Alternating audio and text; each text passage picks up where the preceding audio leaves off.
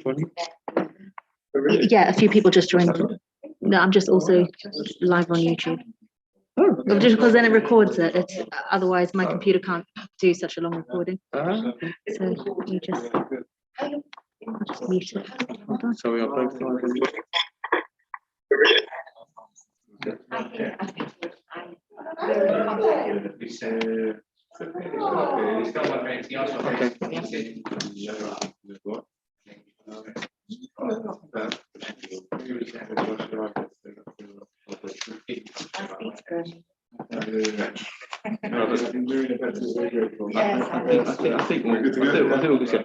Okay, I'll just do a little introduction, bring the room to order, the masses. Okay, well, thank you everybody for coming, both in the shul and on Zoom. I'm delighted to welcome Rabbi Jeremy Golker to address us tonight on day 4 and how? Survival strategy. So if I survive that, we'll do it. So I'm going to hand over to Rabbi Golker. There are handouts there if you want, but you don't have to if you want. I know some people like handouts, they like following. That way you could take it home, and if you fall asleep, you can just say, this is what you spoke about. So you're covered. Okay, so thank you for coming this evening, and welcome to those who are online and those who are here in person. I must say, holding a cup of water when I come into Barnet Shul, it brings back memories of the time I used to walk in many times. Normally when I do come here, it's walking to Rabbi Lera's son's bar mitzvah. That's my experience with Barnet Shul, and often I'm greeted with a glass of water as well. So we're 48 hours away from Yom Kippur. 2 days away we'll be in this shul, or I presume, if not in physically here, not in Zoom, but at least davening Kol Nidra from wherever. So we're very close. So it's appropriate to discuss some survival strategies. That's what I've called it. But I want to begin with a story which I often think about at this time of year. And it's a true story. And to be honest with you, if I would have heard it from somebody else, I would have questioned it. But because I was involved in this story, I really know and I can vouch for its veracity. I forget exactly when, but about 16, 17 years ago, I was at home. I teach in Hasmim, the base program. Louise is my former boss. And I came back from school and I was home on Friday morning, late in the morning. And there was a knock on the door. And I went to answer the door and I recognized the fellow vaguely. I couldn't quite place him, but I recognized the fellow. He looked troubled. He was a middle-aged man. And he looked a little bit sort of in distress, and he wanted to speak to me, a bit anxious. Anyway, he came in and he told me the following story. He knew any layman. He is the son of a chavrusa of mine, Professor Manny and Chava Lehman. They're now, Professor Lehman is no longer alive. Chava Lehman she doesn't do well, she's in Jerusalem, I speak to her from time to time. An amazing couple. Professor Lehman, I knew well. I was his chavrus. I learned with him every single morning. And a very modest and unassuming man. He built, he was the head of computing in Imperial College, a professor. He worked for NASA. He built the first ever computer in Israel. So he's seen a picture of it. It's like the size of a room. If you study computer technology in university, there are 7 layman laws. So that's him. He once told me there's an 8th law which they haven't accepted. He goes, the time will come, they will accept it. So he wants to. But he's a very special fellow. His wife is equally as accomplished. She set up Kisharon. She is the founder of Kisharon, the special needs school in London. Anyway, now retired to Jerusalem. So this is the background. They have 6 children. Professor Manny Lehman. This is a man. He was 3 times my age. He was a retired professor. And their daughter in America was making a wedding in New York. So they were going to go, of course, to the wedding. One of their children, should we read that the first name?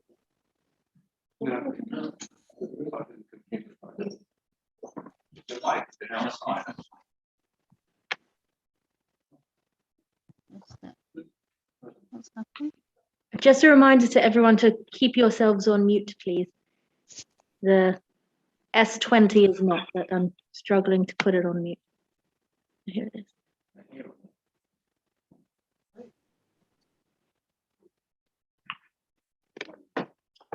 Sorry. Okay.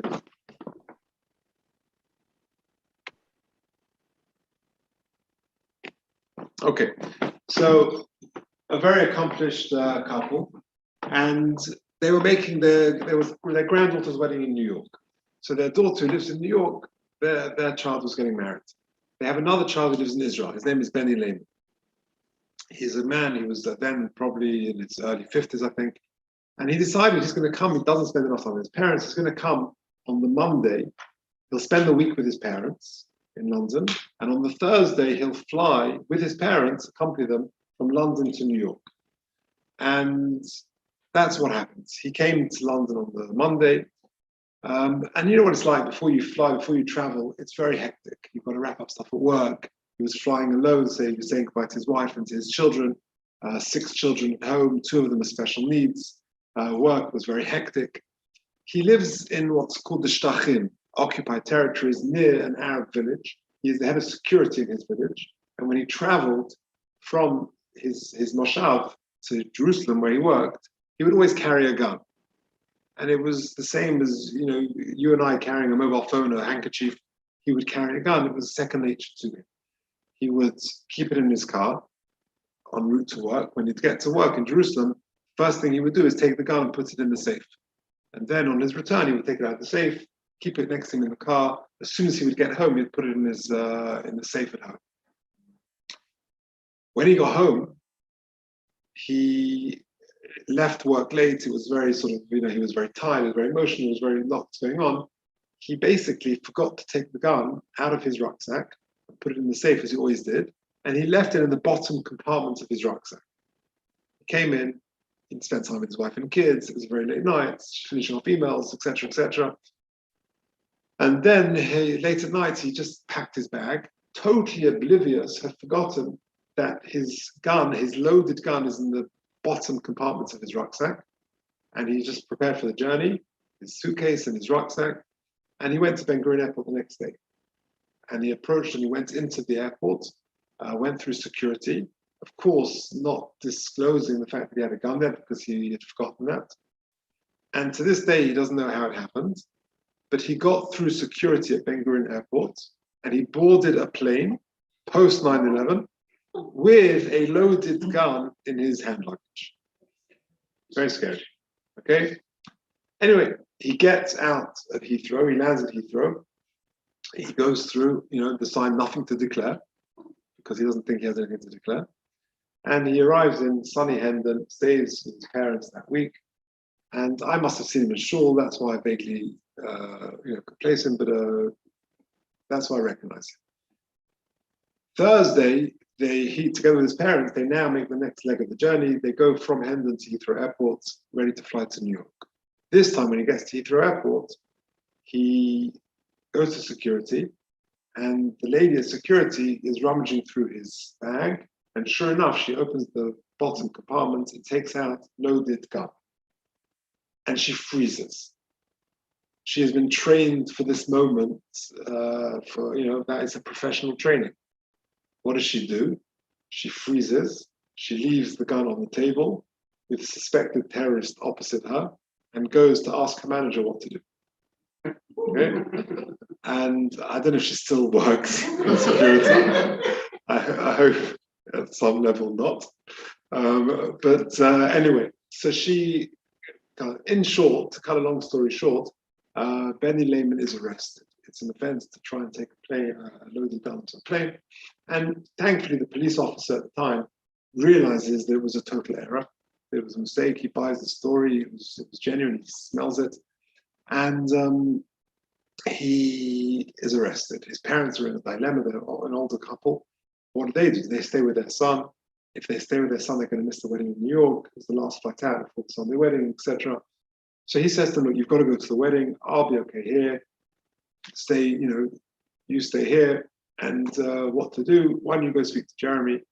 He did a law degree, right? And we'll solve the problem, right? That ended up with me on Friday morning.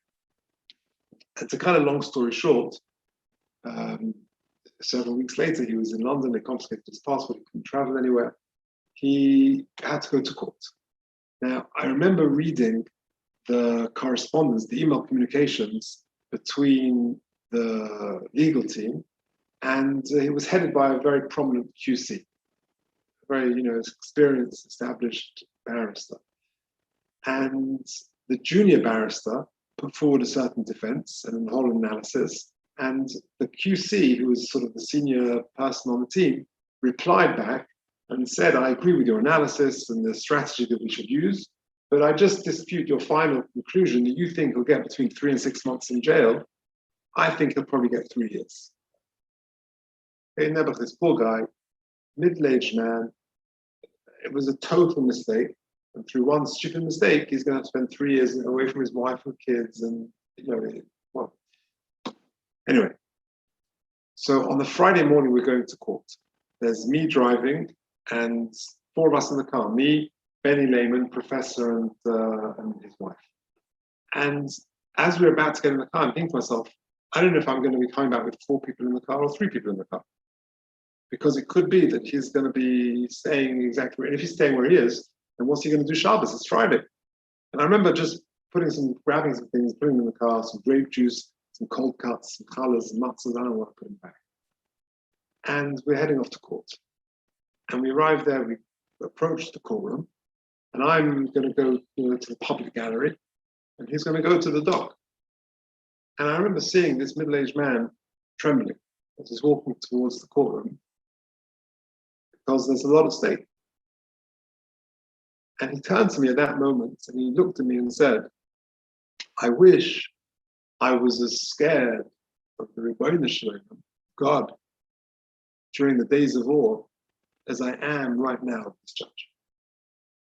I wish I was as scared of the Rebbeinu Shalom, God, as I am right now, as I am of this judge.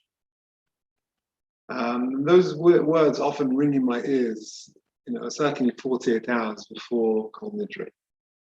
And therefore, I think in the time that we have, we should discuss some survival strategies. That's what I've called it.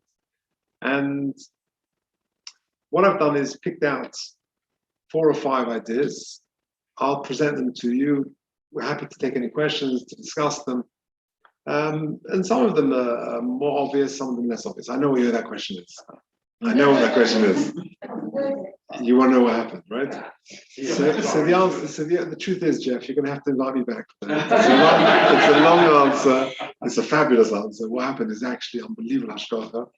But we'll be here till Kol Nidre. But it's. I'm sorry to do that to you. But he's alive and well and back in Israel. But the story, how it unfolded, is quite interesting. But for another time.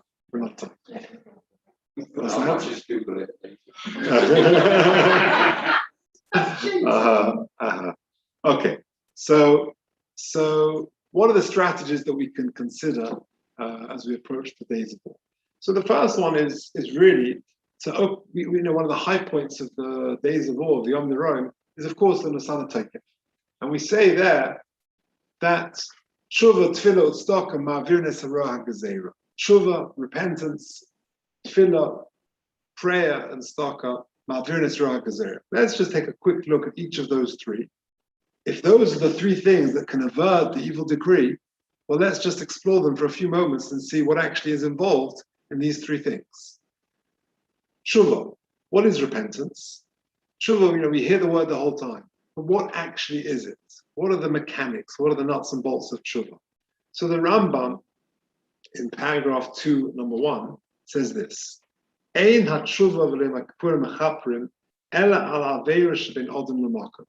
Tshuva applies to those sins which are between man and God. And there are 3 elements to tshuva. And it really is quite straightforward. What are the 3 elements to tshuva? Number 1, there's charata. Charata means to regret, to deeply regret something. Number 2, there is vidui. Vidui means the confessional, to articulate the sin. And number 3 There is azivas hachet and kabbalah la'asit. There is abandoning the sin and an undertaking to try not to do it again. That's it. So a guy ate trick. A person was machal Shabbos. He desecrated Shabbos. He does those three things genuinely. He regrets it. He confesses and undertakes not to do it again. Then finished. The slate is wiped clean. That's been Odin the Mokum, between man and God. Between man and man, there's an additional element. You've got to go up to your friends and apologize. If you stole from him or her, you have to repay the money. If you embarrass them, you have to apologize. Cause them distress, ask forgiveness. But in addition to those three elements. So that is tshuva. So sometimes we go through the tefillahs and we speak about tshuva, but that's the nuts and bolts. That's what it is. Tefillah. Tefillah is a prayer, is something which many of us find very difficult. The Gemara says that tefillah is one of the things which need constant focus and rejuvenation, because we get a little bit tired of tefillah. We do things by rote, it's a bit formulaic. And how do we rejuvenate it? Well, there's lots of strategies. This is a shiur in itself. But let me just share with you just one or two simple ideas how to make tefillah a little bit more exciting, real. After all, it's one of the three pieces of advice, how to avert an evil decree. I think the best advice that I was given is to make tefillah personal. Of course, we go through the machzor, we go through the siddur, and we read the prayers. But to talk to HaKadosh Baruch Hu, to talk to God as if you're talking to another person, to make it personal, to make it real. And it doesn't have to be when you are in shul and when you're davening Shemona Esrei. Prayer can be any time. You know, they tell the story of the fellow who was driving down Golders Green Road and he's struggling to find a parking space. So he turns to God and he says, please God, he said, if you find me a parking space now, I'll give £100 to charity. And at that moment, the car pulls out from the car in his face. He goes, it's okay, I found one. but to make it real, to talk to HaKadosh Baruch Hu. We once had in base in Nei Yisrael, back in the days, when we were upstairs, and we have speakers the whole time. And one of the speakers was someone called Rabbi Dov Briza, who is a chinuch expert, an expert in education, lives in Israel. And he was making this point about prayer, the importance of making it personal, just speaking and just talking to God as if he's there, is in front of you. And he told the following story. He gave this shiur this time of year, just before Rosh Hashanah. And he gave it to an adult crowd. And straight after Rosh Hashanah, one of the people he gave the shiur to ran over to him in shul and said, you've got to hear what happened. He said, you made the point, Rabbi, about making tefillah sort of personal, just talking to God, outside of shul, wherever you are. Yeah. He said, listen to what happened. It was Rosh Hashanah night. I came home from shul, came in, and I normally take my jacket off, and I normally put it over the settee, I put it somewhere, and I know it annoys my wife. She wants me to hang it up. And it's Rosh Hashanah, a time for New Year resolutions. I decided I'm not going to just take my jacket off and throw it over the settee. I'm going to go into my bedroom. I'm going to hang it up. Because the couple, they didn't always enjoy the best harmony at home, and he's going to try. He goes into his bedroom, and he realizes he's in big trouble because he was the last one in the bedroom, and he left the light on. And she's not going to be able to sleep, and it will ruin Rosh Hashanah, and this is a disaster. What can he do? He's in a place called Neve Yaakov, which is a suburb of Jerusalem. Not a lot of non-Jewish people there who's going to be able to help him turn off the light. So what's he going to do? He remembers Rabbi Brizak's shiur, and he offers a heartfelt prayer to God. And he said, look, God, you know that I didn't intend to leave the light on. I wanted to start a men's fresh New Year resolution, to hang on my jacket so I can avoid confrontation with my wife. And this is not helping. Please, I don't know what, I don't know how, help me. He goes back out to the dining room, makes kiddush, dip the apple in the honey, etc., etc. in the Yaakov, they have quite often, a brother learns the basic Israel yeshiva is in the Yaakov. Right? Yeah, no, it was, yeah, and they have what they call power surges there, which is like the opposite of a power cut, where too much power comes out of the electricity unit, and it happens quite often. The effect is that the lights in the room go very, very dim for about 20 seconds, and then they come on again. In the middle of the meal, there's a power surge, and all the lights in the Yaakov, including this guy's apartment, go very, very dim. 20 seconds later, they all come on again, apart from the lights in his bedroom. He says, thank you, Rabbi Golker. So tefillah is important just to make it real. And Yom Kippur is an opportune time during the year for sure as well. When we daven Shemona Esrei, the Mishnah Berurah says there are two places where we can insert our personal supplications, either in Shema Kodeinu or at the end of Shemona Esrei. But the key is to make it personal, to make it real. That really does enhance our tefillah. The third one is tzedakah. Tzedakah, again, sometimes we feel that it's the kol nidrei pill, that's what we give.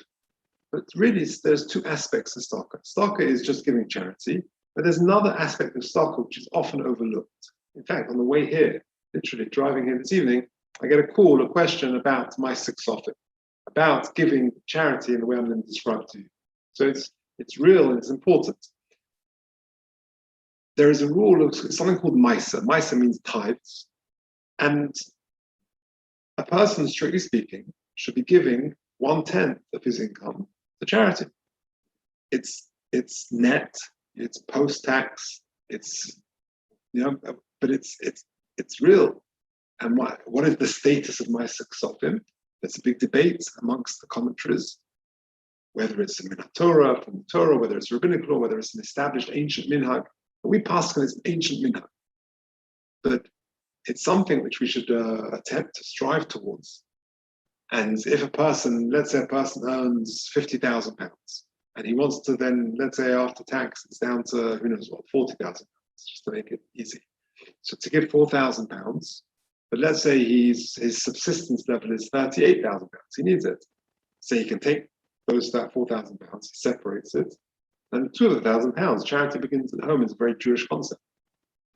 But there's a plethora of detail about the laws of tzedakah and ma'aseh ksafim, but it's something which we should consider. And more than that, interestingly, the halacha and the Gemara says that we cannot sort of test God. We can't make deals and say, God, if I keep Shabbos, then you got to do this and that. There's one exception, and that is when it comes to tzedakah. Test me, God says. And therefore, tzedakah is something which is, it needs focus and it's hard, and it is hard. To part with hard-earned cash is very, very difficult. But I'm always reminded of the moshel, the parable that the Chofetz Chaim gives. The fellow goes into the post office, and he's got a package to post. So we've all been there. You give it to the fellow and says, yeah, put it on the scales. You put it on the scales, you've got some stamps on it. And he says, I'm afraid, he looks at the stamps, he goes, no, the package is too heavy. So what shall I do? Well, you put some more stamps on. But that's going to make it heavier, I say. He looks at you incredulously, he goes, but that's what's going to carry it through. Sometimes that giving is actually what carries it through. So those are just a few observations about tshuva, tefillah, and tzedakah. Those are the three basic strategies regarding the Yom Kippur. Now, let me focus on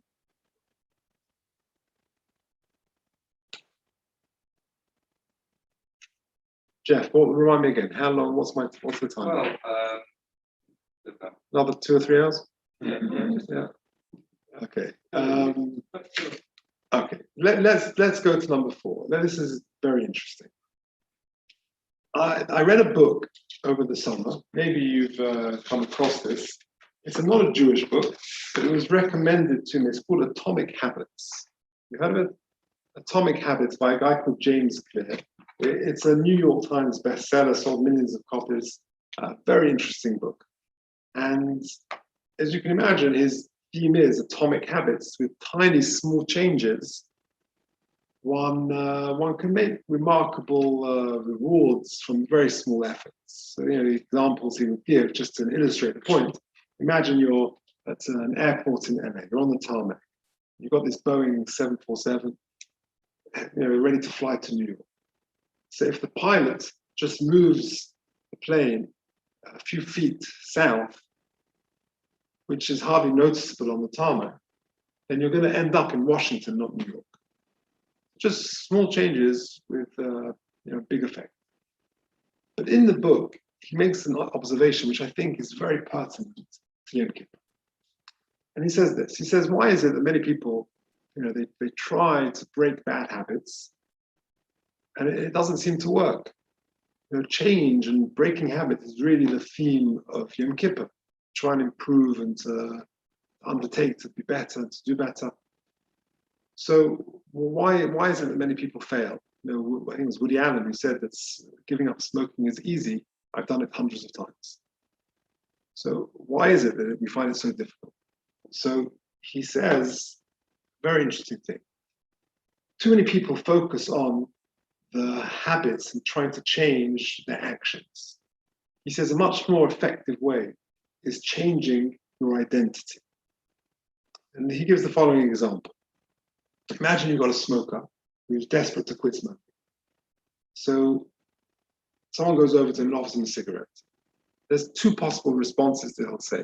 Number one, he'll say, I'm not a smoker, no thank you. Or he'll say, I'm trying to quit, no thank you. Research seems to show that the former is much more likely to succeed. Why? Because if a person says, I'm trying to quit, that suggests that I'm still smoke, but sometimes I'll succeed, sometimes I'll submit to the cigarette. But if a person says, I'm not a smoker, that defines who you are. And if you define yourself as a non-smoker, non-smokers don't smoke. The actions follow from the way you define yourself. And therefore, he says, rather than sort of aim to read a certain book, aim to become a reader. And rather than aim to run the half marathon, aim to become healthy or become athletic. And, rather than aim to just finish and be able to play a certain piece of music, aim to become a musician. Because by defining yourself as such, then all actions flow from that. And that point of identifying who we are, really, in my very humble opinion, goes to the root of what Yom Kippur is all about. And it manifests itself in different ways. And perhaps the most clearest way of how it manifests itself is in Mafta Yonah.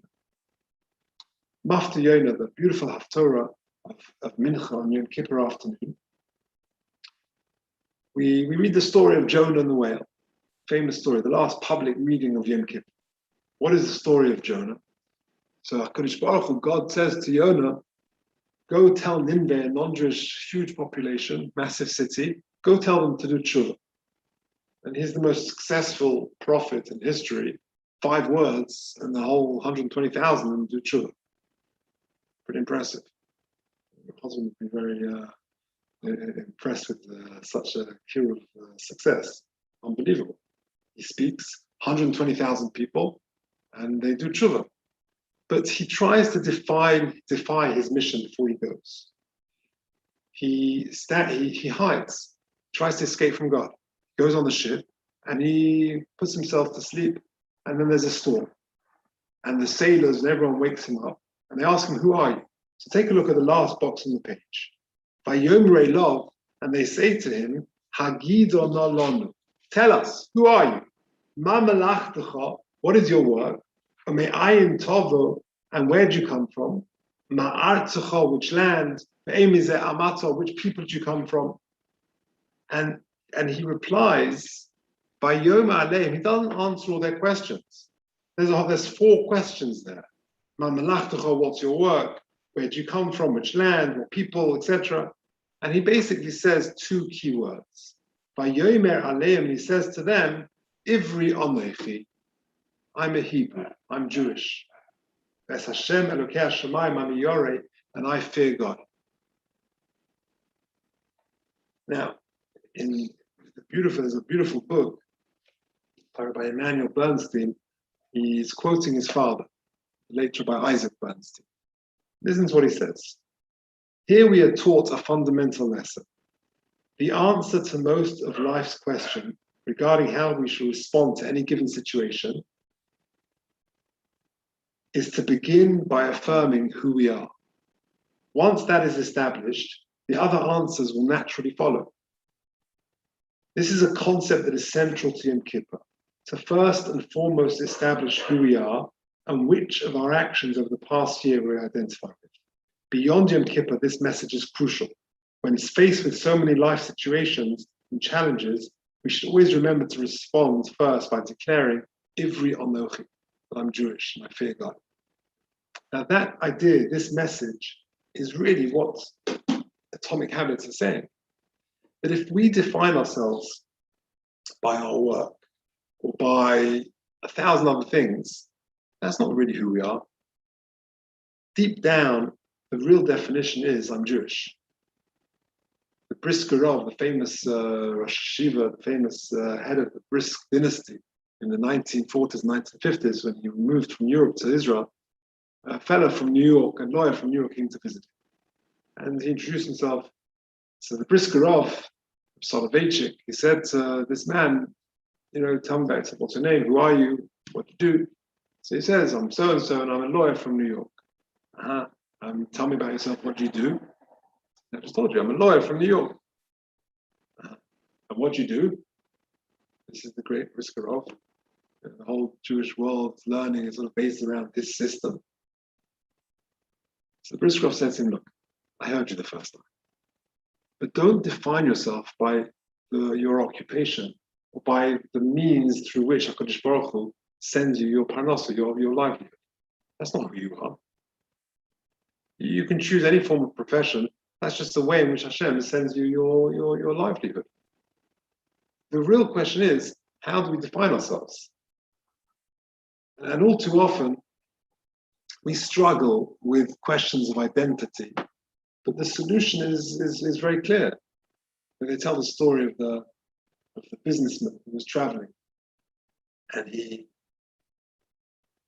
was looking for a place to stay the night. There was one motel in town. He knocks there very late at night. And the fellow opens the door. He says, look, I desperately need a place for the night because I'm full. He says, look, I'll pay you. I need a room. He says, there's one room on the top floor, but there's someone already sleeping there. There's a spare bed. If you want that, you can sleep there. And by the way, that fellow sleeping in that room, he'll be very quiet. He's a professional clown. Okay, guy's desperate. He pays the money. He goes upstairs. And by the way, the businessman says to the owner, he says, I've got a flight tomorrow. Can you wake me at 4:30 in the morning? It's fine. So he goes up to his room, very dark, quiet. He goes to the spare bed. He sleeps for a few hours. 4:30 in the room, the owner wakes him up. This fellow gets out of bed. It's so dark. He gets dressed. By mistake, he puts on his fellow occupant's clothes. He's dressed as a clown. He doesn't realize it. He walks downstairs. He gets a few funny looks by the manager on the way out, and by the taxi driver as he gets into the cab. And then he goes to the airport dressed as a clown, not realizing it. And he gets strange looks, and he runs to the restroom to figure out what's going on. He sees himself. He sees in the mirror. He's dressed as a clown. And he said, that stupid motel owner, I told him, so for the wake up 4:30 call, he went and woke up the clown. So we often struggle sometimes with who we really are. But the message, I think, of Yom Kippur is to think deeply about what our own identity is. And to answer with that question of Ivri Anochi is really one of the key answers. Because once we identify as a God-fearing Jew, then our actions hopefully will just flow from that. The beginning of the school year now, I have the good fortune of addressing the whole staff in Hasmoneah, which is, thank God, 200 members of staff. And I mentioned this book about atomic habits. And I said, we are a school, Baruch Hashem, it's called Torah and Derech Eretz. But we balance the centrality of Torah and learning Torah. But on the other hand, there is a pursuit of excellence in secular studies and engagement with the world, contribution to society, etc., etc. I said, how do we judge success? We can judge success by exam results. We can judge success by how many boys go off to yeshiva or girls go off to SEM. We can judge success by how quiet the corridors are during the school day. There's 100 ways of judging success. But perhaps the key objective is to instill that ethos in our students. Because if they know that they know what term derech eretz is, they know that Torah is central to their lives, then that will just spill off to everything they do. They can be the doctor, the lawyer, the accountant, the diamond merchant, the shopkeeper, the barber, whatever it is. But if they identify themselves as a God-fearing Jew, that all aspects of their lives will be governed by that. Hopefully, honesty, integrity, kindness, charity, etc. All the Jewish values that the Torah advocates will just manifest itself from that identification. That's really the point that he's making in that book. Sometimes we tinker with the little outer perimeter actions, but really it's a question of identity. So I hope these are just some thoughts as we approach these important days. Various survival strategies. There are loads of them. This is not an exhaustive list, but just some ideas about tshuva, about tefillah and staka, and about, I think, that central message of asking ourselves that question: who are we? What is our identity? Yonah Hanavi teaches us that answer of Ivri Anochi is a very powerful answer, and with a focus on that, please God, you will merit to have a happy, healthy, and successful year ahead. I'm happy to take questions. There are very questions in the room. doesn't lend itself so much to the questions. I think it's all very shooting.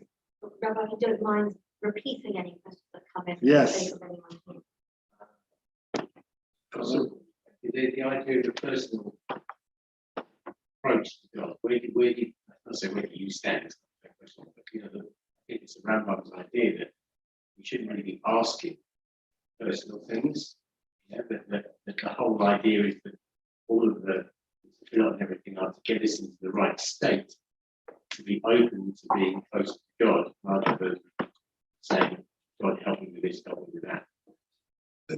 The question was, what is, if I understand it correctly, is that the nature of tefillah is getting us, you're saying, into a state of not of asking, making requests, but just an awareness of God's existence, an appreciation of that, and not really asking requests. Is that what you're saying? Some of the tefillah, you definitely ask for this and this, but there is certainly some volume, and I correctly, the Rambam's mind, who don't go along with the idea of asking, God, please help me with this, please help me with that, but go along with the idea that the whole point of the tefillah is not to ask for something, but to bring you to a state where you are closer to someone who can understand the relationship that you should have with God. Okay, I'm not sure if I agree with that fully.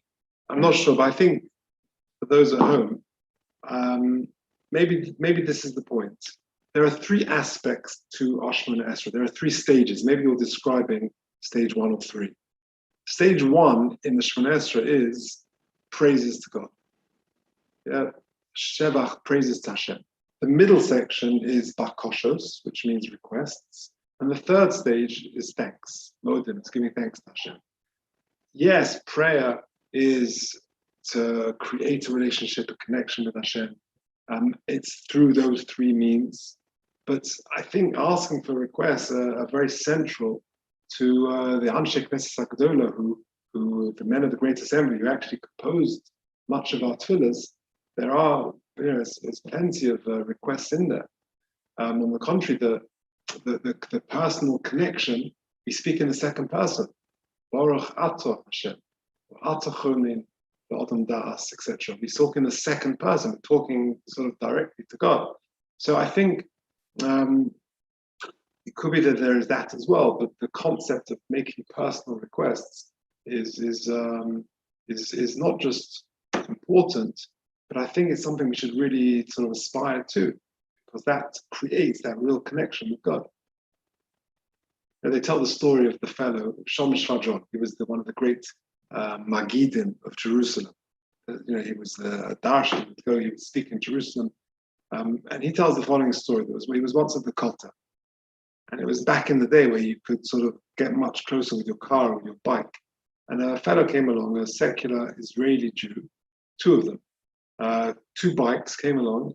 They parked not far from the Kotel. They came along, they got off their bikes, they ran to the wall, they put a little note into the wall, offered a 30-second prayer, kissed the wall, went back onto their bikes and drove away. And I mean, they were not religious in any sense of the word. It was very curious.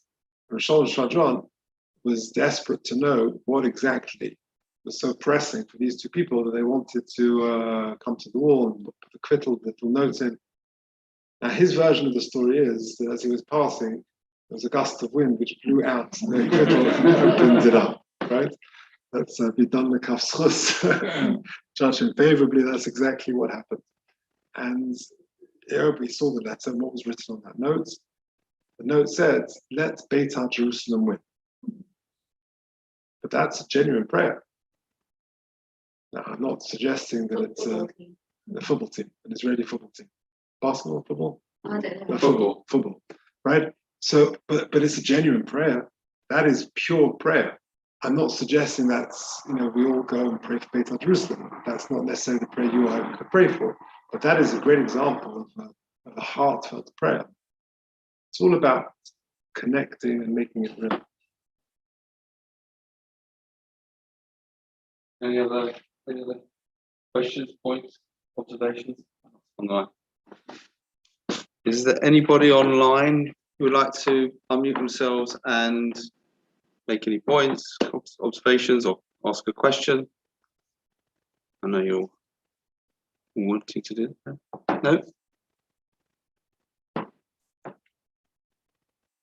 No, okay. All right, well, with that, I'm going to thank Rabbi Golker. I think what I'm going to take away from this is all Arsenal supporters are going to have to get on the next plane, fly out to Jerusalem and put paper into their prayers into the wall. I think that's what they'll do. I read in the paper recently that you can actually email it through. Oh, okay. Well, I'm sure our Arsenal supporters in the community will do the same. You fax it to a certain day. They do it just for Shana. Hundreds of thousands of them. Yeah. This concludes the season of the talks that we have over the Yom HaNorayim, and hopefully we'll have more in the future. And perhaps at some stage we'll welcome you back, Rabbi Golker, to talk to us and inspire us some more. Thank you very much. Thank you.